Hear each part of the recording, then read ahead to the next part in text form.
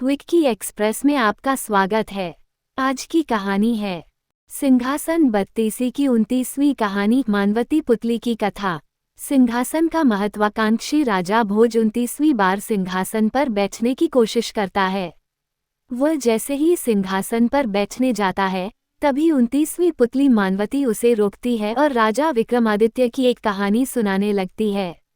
इस बार कहानी राजा की बहन की शादी की है। आइए जानते हैं कि इस किस्से में 29वीं पुतली ने क्या सुनाया। एक बार की बात है, राजा विक्रमादित्य भेष बदलकर राज्य में घूम रहे थे। वो चलते चलते नदी किनारे पहुंचे और वहां चुपचाप खड़े हो गए। अचानक उन्हें बचाओ बचाओ की आवाज सुनाई दी। वो तुरंत वहां पहुंचे जहां से आवाज आ रही थी। वहां उन्हें नदी की तेज धारा में एक युवक युवती फंसे दिखे। वो दोनों किनारे आने का प्रयास कर रहे थे, लेकिन तेज धारा की वजह से असफल हो जाते थे। ये देख राजा विक्रमादित्य फौरन नदी में कूद गए और दोनों को सकुशल बाहर निकाल लिया। नदी से बाहर निकलने के बाद युवक ने बताया, हम दोनों परिवार के साथ नौक से कहीं जा रहे थे।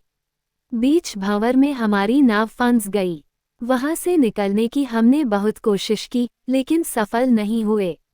हमारे परिवार के बाकी सदस्य उस भंवर में ही फंसकर मर गए, बस हम दोनों ही किसी तरह तैरकर यहाँ तक पहुँचे थे। राजा विक्रमादित्य ने दोनों से उनका परिचय पूछा। युवक ने बताया, हम दोनों भाई बहन हैं और दूर एक देश के रहने वाले हैं।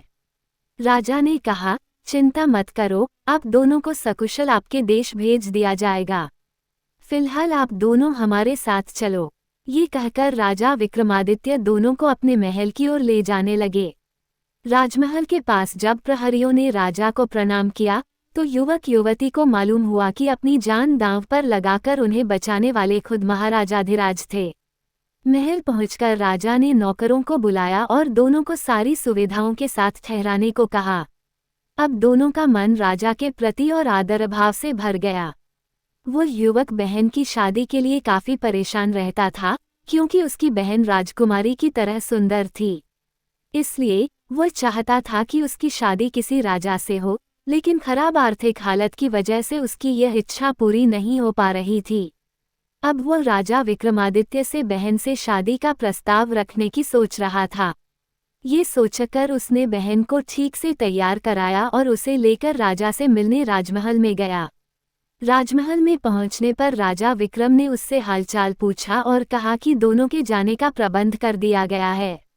युवक ने राजा से कहा, महाराज, आपने जो उपकार किए हैं उसे कभी नहीं भूलूंगा।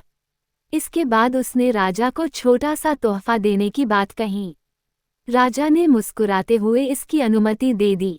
राजा को खुश देखकर उसकी हिम्मत बढ़ गई और उसने कहा, मैं अपनी बहन को आपको उपहार में देना चाहता हूँ। राजा विक्रम ने कहा, यह उपहार मुझे स्वीकार है।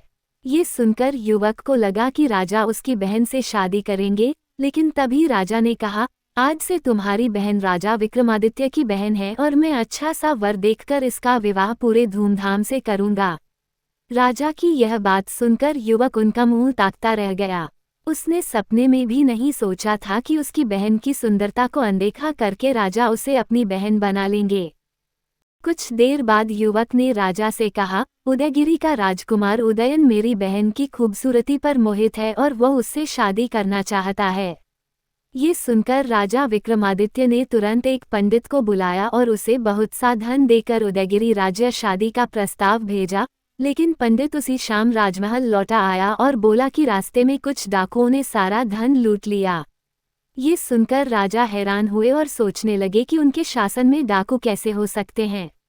इस बार उन्होंने पंडित को अपने कुछ घुड़सवारों के साथ धन देकर भेजा।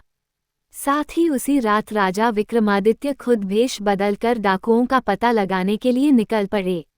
वो उस जगह पहुंचे जहां पंडित को लूटा गया था। वहां उन्हें 4 आदमी बैठे दिखे। राजा समझ गए कि ये वही लुटेरे हैं, जबकि उन चारों ने राजा को कोई गुप्तचर समझा। राजा ने उनसे कहा, डरो मत, मैं भी तुम्हारी तरह चोर ही हूँ। ये सुन चारों ने कहा कि वे चोर नहीं बल्कि इज्जतदार लोग हैं। राजा ने कहा, बहाने मत बनाओ, मुझे भी अपने दल में शामिल कर लो। इसके बाद चारों ने अपनी अपनी खूबियां बताई। एक चोरी का शुभ मुहूर्त निकालता था, दूसरा परिंदे व जानवरों की भाषा समझता था, तीसरा गायब होने की कला जानता था और चौथा कठिन से कठिन यातना झेल सकता था। ये सब सुनने के बाद राजा विक्रमादित्य ने उनका विश्वास जीतने के लिए कहा कि मैं कहीं भी छिपा हुआ धन देख सकता हूँ। जब चारों ने ये विशेषता सुनी तो उन्होंने राजा को अपने दल में शामिल कर लिया। इसके बाद राजा विक्रमादित्य ने चारों के साथ मिलकर अपने ही महल में चोरी करने की साजिश बनाई। वह चोरों को उस जगह पर लेकर गए जहां शाही खजाने का थोड़ा हिस्सा छिपा हुआ था। चोरों ने सारा माल बटोर लिया और निकलने लगे, लेकिन तभी सुरक्षाकर्मियों ने चोरों को पकड़ लिया।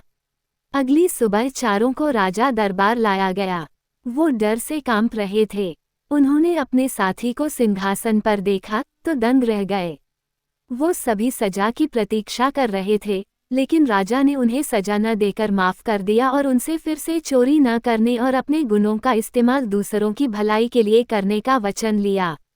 चारों ने भी अपने राजा की बात मानी और अच्छे इंसान की तरह रहने लगे। बाद में राजा ने उन्हें अपनी सेना में शामिल कर लिया। वहीं राजा उदयन ने भी विक्रमादित्य की मुन्हा बोली बहन से शादी का प्रस्ताव स्वीकार कर लिया। शुभ मुहूर्त में दोनों की शादी धूमधाम से की गई। कहानी सुनाने के बाद 29वीं पुतली मानवती ने राजा भोज से कहा कि अगर तुम भी राजा विक्रमादित्य की तरह समझदार, साहसी और निर्मल स्वभाव के हो तो ही इस सिंहासन पर बैठने के लिए आगे बढ़ना। इतना कहकर 29वीं पुतली मानवती वहां से उड़ जाती है और राजा भोज सोच में पड़ जाते हैं। कहानी से सीख। इस कहानी से बच्चों ये सीख मिलती है कि हमें अपने अंदर सेवा की भावना रखनी चाहिए और समय आने पर चतुराई से काम लेना चाहिए। सुनने के लिए धन्यवाद। मेरा चैनल सब्सक्राइब करें, लाइक और शेयर भी करें। धन्यवाद।